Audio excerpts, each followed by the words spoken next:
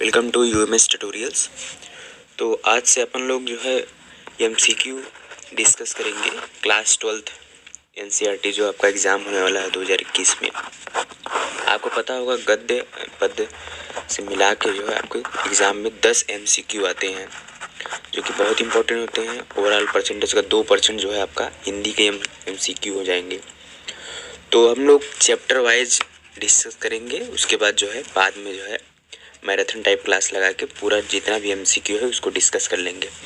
तो अभी मैं चैप्टर फर्स्ट का जो विकल्पी है वासुदेव शरण अग्रवाल जी का चैप्टर जो है राष्ट्र का स्वरूप, उसको डिस्कस करूँगा 8-10 क्वेश्चन। तो आपके 6 चैप्टर थे, आपको पता होगा कि 2 चैप्टर उससे रिड्यूस कर दिए गए हैं। कन्हैयालाल मिश्र प्रभाकर जी का Robert nursing home, Harishankar Parsai ji का निंदा रस। तो अपने को वो डिस्कस नहीं करना है, बस वासुदेव शरण अग्रवाल और हजारी प्रसाद द्विवेदी जी का, जी सुंदर रेड्डी जी का और कलाम साहब का जो चैप्टर, यानी 4 चैप्टर के अपने को गद्य से जो है एमसीक्यू डिस्कस करना है। तो इसमें पहला चैप्टर वासुदेव शरण अग्रवाल जी का, वासुदेव शरण अग्रवाल जी का जो आपका है यहाँ पे इनका चैप्टर क्या है, राष्ट्र का स्वरूप। इससे जो एमसीक्यू बनते हैं उसको हम डिस्कस करते हैं। तो आपका पहला क्वेश्चन है, निम्नलिखित में से कौन सा निबंध संग्रह नहीं है?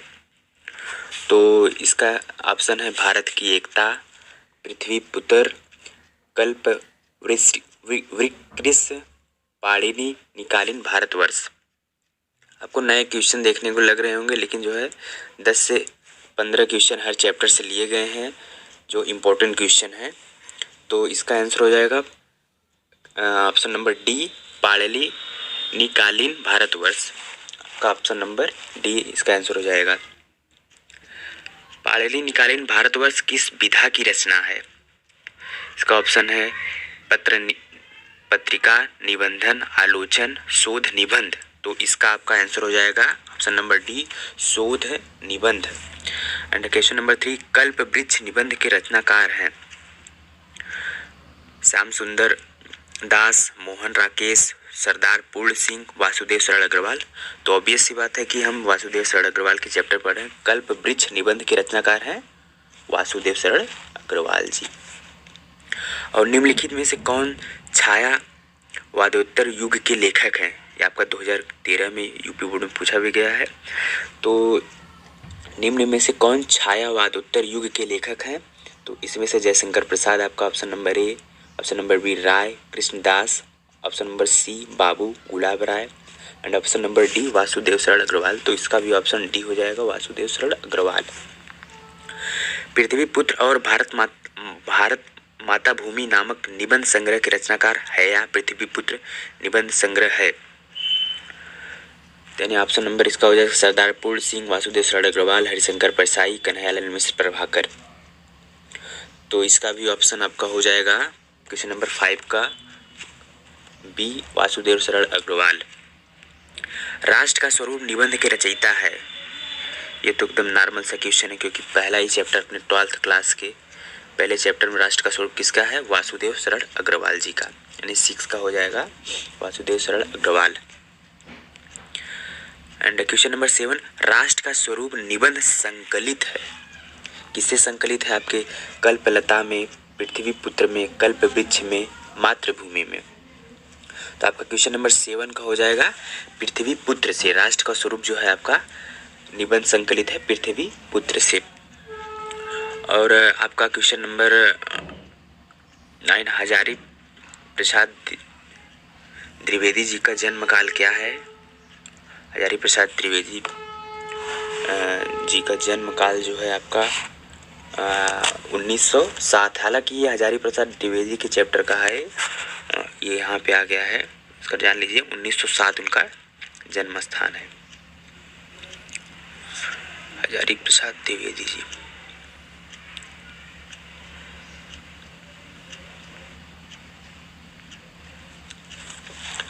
अब आपके चैप्टर हम हजारी प्रसाद द्विवेदी, आचार्य हजारी प्रसाद द्विवेदी जी का जो अशोक के फूल हजारी प्रसाद द्विवेदी जी का जो चैप्टर है उसके कुछ क्वेश्चन डिस्कस करेंगे। तो इसमें पहला क्वेश्चन है, निम्नलिखित रचनाओं में कौन सी रचना आलोचना विधि की रचना है?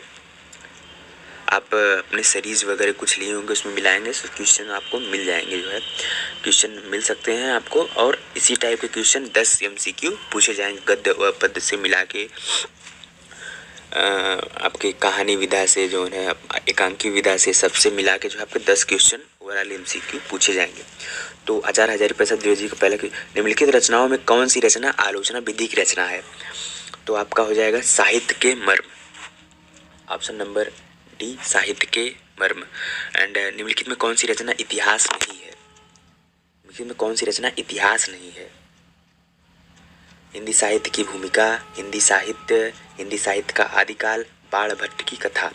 तो इसमें आपका है बाण भट्ट की कथा, इतिहास नहीं है। एंड अशोक के फूल तथा विचार प्रवाह निबंध संग्रह के लेखक हैं। नॉर्मल सी बात है, हम आचार्य हजारी प्रसाद द्विवेदी जी का चैप्टर पढ़ रहे हैं, अशोक का फूल अपने चैप्टर में है भी, आचार्य हजारी प्रसाद द्विवेदी जी इसको लेखक हैं इसके। कुटज किस विधा की रचना है? आपकी कहानी है कि संस्मरण है, उपन्यास है या ललित निबंध है? तो ये जो है आपका कुटज जो है ललित निबंध है। आप इसको रटे रहिए, बस आपको मिलेगा कुटज किस विधा की रचना है, आपको तुरंत ललित निबंध ऑप्शन टिक कर देना है। इनमें से कौन सी रचना उपन्यास नहीं है? क्वेश्चन नंबर 5 में कौन सी रचना उपन्यास नहीं है? यानी कि अनाम दास का पौधा, चारु चित्रलेख, आलोक पूरब, बाण भट्ट की कथा। तो इसमें से आपका उपन्यास जो है आलोक पूरब ये नहीं है। आपका अनाम दास का पौधा, चारु चंद्रलेख और बाण भट्ट की कथा ये सब आपके उपन्यास हैं। कालिदास की ललित योजना किस विधा की रचना है? आलोचना, संस्मरण, नाटक, निबंध। तो आप ये बताइए कि कालिदास की जो ललित योजना है किस विधा की रचना है? तो ये आपकी जो है आलोचना विधा की रचना है। एंड क्वेश्चन नंबर 7, हिंदी के उच्च स्तरीय ललित निबंधकारों में इनका मूर्धन्य स्थान है। श्याम सुंदर दास जी का, प्रताप नारायण मिश्र जी का, हजारी प्रसाद द्विवेदी जी का, जयशंकर प्रसाद जी का। तो इसमें आपका हो जाएगा हजारी प्रसाद द्विवेदी जी का, हजारी प्रसाद द्विवेदी। निम्नलिखित में कौन छायावादी युग के लेखक हैं? छायावादी युग के गद्य लेखक हैं। तो आपका इसमें से हो जाएगा जो है छायावादी युग के गद्य लेखक जो आपके हैं, कौन से छायावादी युग के गद्य लेखक हैं? तो इसमें जो आपका है ऑप्शन नंबर घ होगा, यानी ऑप्शन नंबर 4 नंद दुलारे वाजपेयी जी। ऐसा नहीं कि जो हम वही चैप्टर पढ़ रहे हैं, तो हजारी प्रसाद द्विवेदी जो है इसका है नंद दुलारे वाजपेयी जी, नंद दुलारे वाजपेयी जी। तो चलिए हम अपने नेक्स्ट चैप्टर में मूव करते हैं। प्रोफेसर जी सुंदर रेड्डी जी, जो इनका चैप्टर है आपके बुक में भाषा और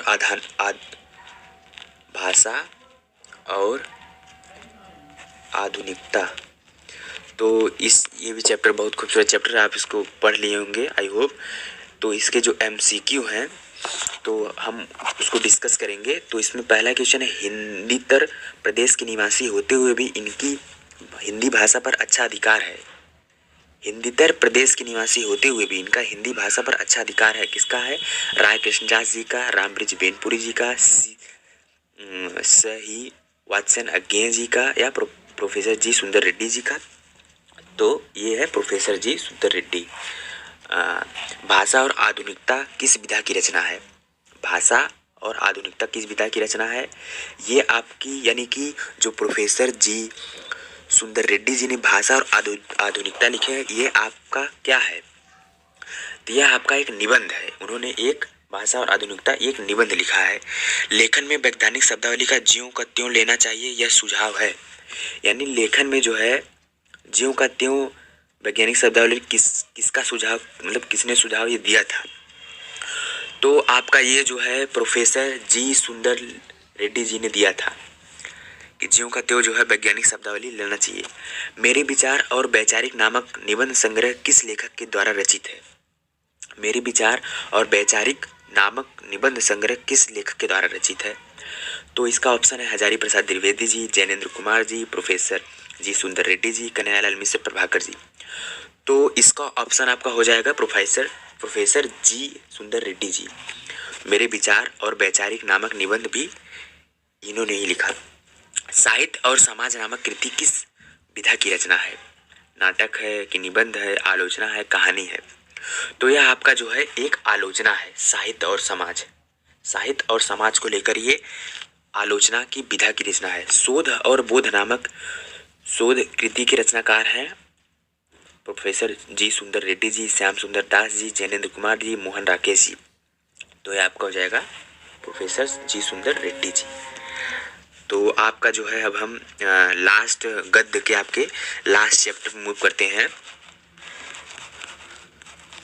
आपका जो है एपीजे अब्दुल कलाम जी का जो चैप्टर है अपने पास, उसके जो है 4 से 5 क्वेश्चन ले लेते हैं। आपको पता होगा कि अभी ये जो है सिलेबस आपका जब चेंज हुआ था, आई थिंक 2019 से जो है एपीजे अब्दुल कलाम चैप्टर को जो अपने सिलेबस में जोड़ा गया है। इससे पहले आपका डॉक्टर एपीजे अब्दुल कलाम जी का चैप्टर जो है हम और हमारा आदर्श, इनका चैप्टर क्या है? हम और हमारा आदर्श।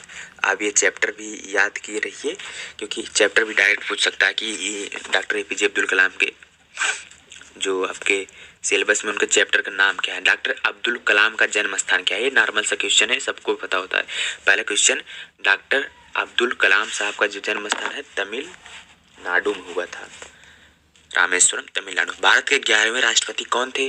ये भी नॉर्मल सा क्वेश्चन है। कलाम साहब जो है आपके 2007 तक जो है राष्ट्रपति, आपके 2002-2007 तक जो है अब्दुल कलाम साहब जो है राष्ट्रपति बने थे। डॉक्टर अब्दुल कलाम को इनमें से किस सम्मान से सम्मानित किया गया था?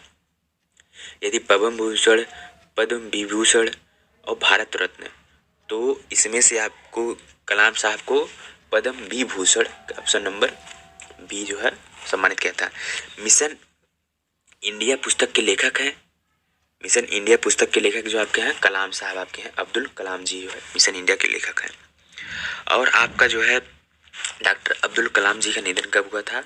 तो ये भी नॉर्मल सा ही क्वेश्चन, जीके का क्वेश्चन, 27 जुलाई 2015 को जो है कलाम साहब का डेथ हो गया था।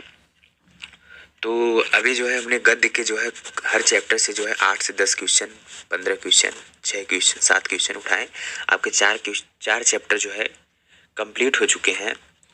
तो इसके बाद जो है हम पद्य के भी हर चैप्टर से कुछ क्वेश्चन उठाएंगे, आपके कहानी से उठाएंगे, आपके जो है एकांकी नाटक से उठाएंगे। यानी जो जो चैप्टर्स आपके हैं उनमें से हम कुछ ना कुछ चैप्टर लेंगे और उसके बहुविकल्पी लेंगे। उसके बाद जो है उसका समरी जो है आपका मैराथन क्लास टाइप